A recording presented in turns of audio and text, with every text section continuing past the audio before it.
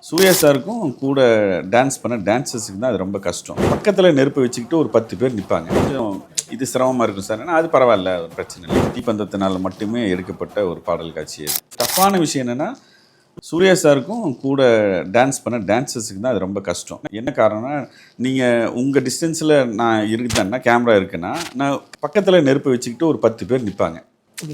அந்த நெருப்புக்கு அவ்வளோ ஹீட் வரும். ஓப்பன் ஏரியா வேறு, காற்று வந்து எப்படி காற்றடிக்குதுன்னு தெரியாது.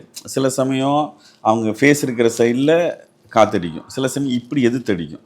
ஸோ அவங்களோட டெசிஷன் தான் நடிக்கிறது தான் ரொம்ப டஃப்பான. ஏன்னா அவ்வளோ வெப்பத்தில் நடிக்கிறது ரொம்ப கஷ்டம். பட் என்னென்னா, இந்த ஐடியா வந்து சூர்யா சார் அப்ரிஷியேட் பண்ணார்.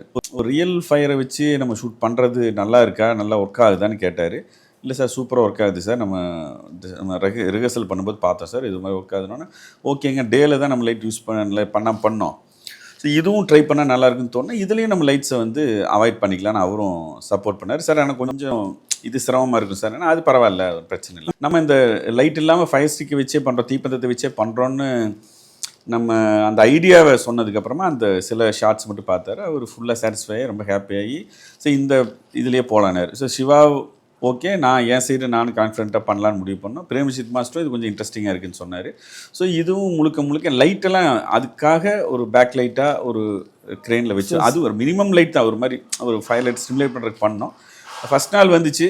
அப்புறம் 2வது நாள் செட் லைட்டாக யூஸ் பண்ணிட்டு அதை நாங்கள் டோட்டலாக அவாய்ட் பண்ணி தீப்பந்தத்தினால் மட்டுமே எடுக்கப்பட்ட ஒரு பாடல் காட்சி அது.